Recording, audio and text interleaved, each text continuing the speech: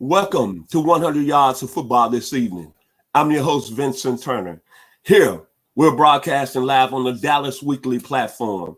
And today, our NFL draft special is Kelvin Joseph, cornerback out of the University of Kentucky. So, if you like the video today, please come in and share, and we'll surely appreciate it here at 100 Yards of Football. And joining me, as always, doing these great NFL draft profiles on these great players that's entering the 2021 NFL draft is my man who knows all about the cornerback position. Got a little tongue tied there. But he's a very talented individual, still talented at his age. He's a two-time All-American at Florida State University. He was drafted in the first round in the 1981 draft. It's an honor, it's a pleasure to bring up my man, former Atlanta Falcon, and the guy that set the tone at Florida State, because that's why their program is in the top 10 every other year. My man, Mr. Bobby Butler. So if you like the video today, please come in and share it. We are 100 Yards of Football. So, Brother Butler, how you doing this evening? Yeah, I'm doing great, and you? Hey, I'm doing fantastic, man. Cannot complain, and had a great day today. Awesome. One of the best days I've had in all my life. Awesome. But as always, there's a special thing gonna happen tomorrow here across the country.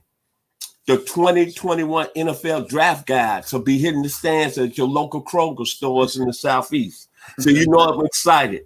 But let's move on, man. You played the position at a high level. You know what it takes to make it to the NFL. What do you love about Kelvin Joseph, the cornerback out of the University of Kentucky? Vincent, this young man is solid. I mean, he's solid. You know, when you look at his play, you look at his production in a short period of time, you know, he is solid. I mean, when you look at his skill set is high. His instincts are high.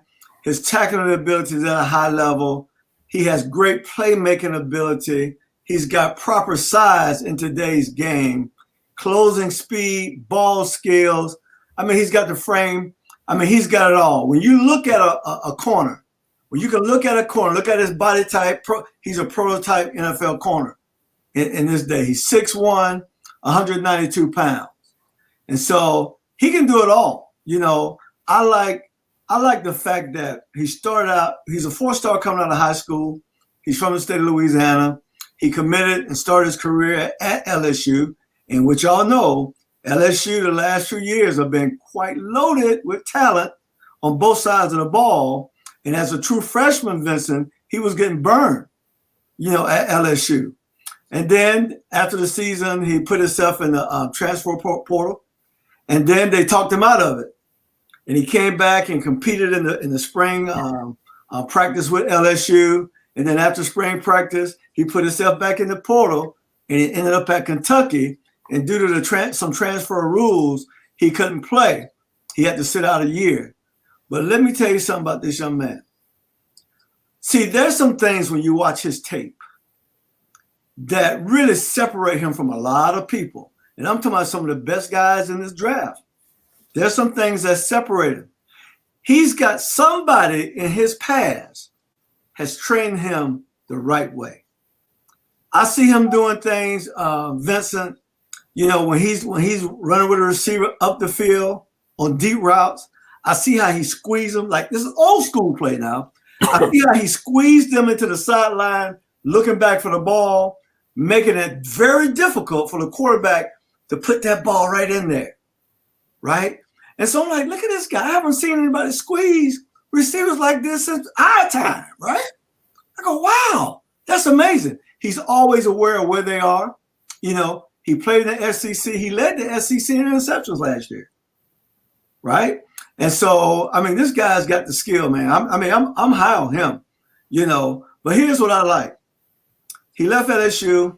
He went to Kentucky and went and did his thing for 1 year. I mean, he had to sit out a year. He did his thing for 1 year. He knew when he went to school what he was trying to accomplish when he went to college. That was just a stepping stone to get to the National Football League. And he's going to make somebody a happy camper. Now, they've got him projected going somewhere late in the first round. And that may hold steady because this year's draft, they got some really good DBs, in the draft. And so that may still hold true, but he's going to be a good NFL player. He's going to be in this class when it's all said and done. When we look down the road, the next 8 years, we're going to say Kevin Joseph was a great value for whoever picked him up late in the first round, because he's going to play like he's a top 10 pick. I promise you that, because his skill set says so. You can, Vincent, sometimes you can have this and that, and you have media behind you, you have publicity behind you. But the one thing I can tell you about football players, the tape don't lie. And the tape does not lie on this young man right here. He's a baller. I mean, he led the SEC in picks and didn't play every game because he opted out of the last game. I'm not going to call no team name, but he robbed one team, went and took a pick six all the way back close to about 50 yards. I ain't going to say who it was, but, And here's the other thing I like about him, too.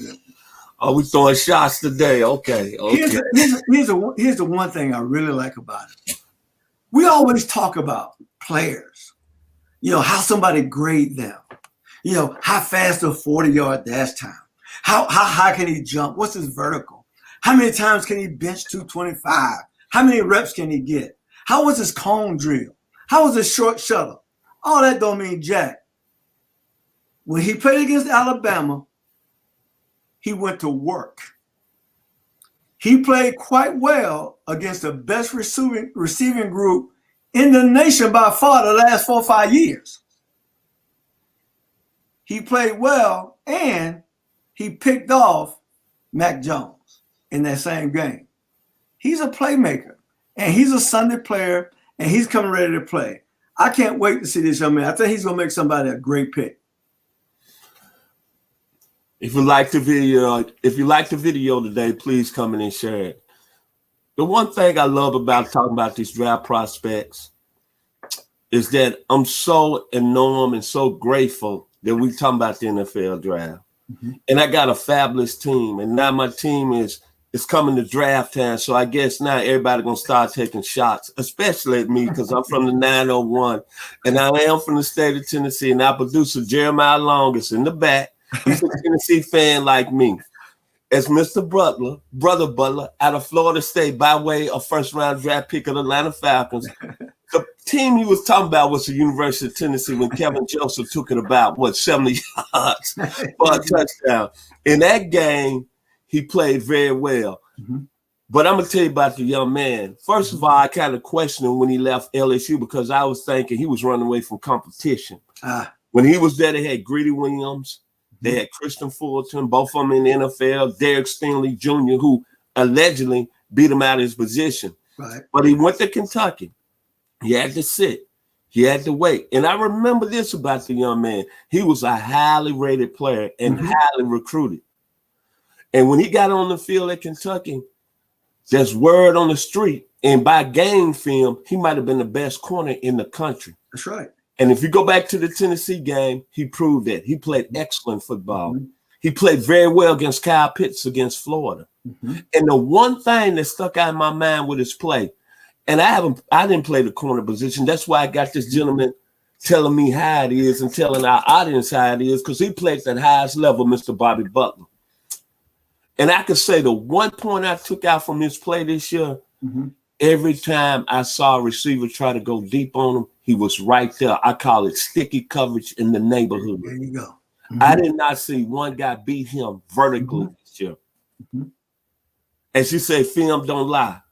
He played, 6-7 games. He had over 25 tackles, I believe. He had 4 interceptions. He took 1 to the house. And I'm going to tell you, when you look at his play, I'm going to take you back home, Brother Butler. He reminds me of a young man that I saw play the University of Memphis back in 1980, I say 82, by the name of Leonard Coleman. Yes, sir. That went on to the Baltimore Colts. He was about 6'2", Mr. Joseph, 6'1". Yes, he was. Then he reminded me of another man who played with the Chicago Bears on that 85 squad by the name of Michael Richardson out of Arizona State, how him and Leslie Frazier rocked up. Then he reminds me of another great young corner that he was a terrific football player. And he, to me, was the reason Alabama won the national championship in 1993 by the name of Antonio Langdon, that played real well with the San Francisco 49ers. That's right. Then I'm going to end it with one of the best corners I've seen play. He was a freshman when I was leaving the University of Arkansas. Mm-hmm. He ended up being a pretty good corner. Then he moved to safety. Mm-hmm. Now he's a real good coach on the professional level. Uh-huh. My man, they call him Smoke down there out of Lubbock, Texas, by the name of Jerry Gray. Mm-hmm. All these gentlemen fits this young man's game. Yes. And he is right now the hottest prospect flying up the board in the 2021 NFL draft. Mm-hmm. Matter of fact, while we shooting this on the Dallas Weekly today, that Cowboys are in love with him. Mm-hmm. So I don't have to say no more about Kelvin Joseph. Mm-hmm. I like his height. I like his size. He's got everything you want. Quickness, footwork, the ability to play in the slot, the ability to play out on the boundary, play man to man. And I'm going to give him a nickname this season. I'm going to call him Sticky Man because he got the best sticky coverage I've seen in a long time in any corner that came in this league. Mm-hmm. Final words on him, Brother Butler.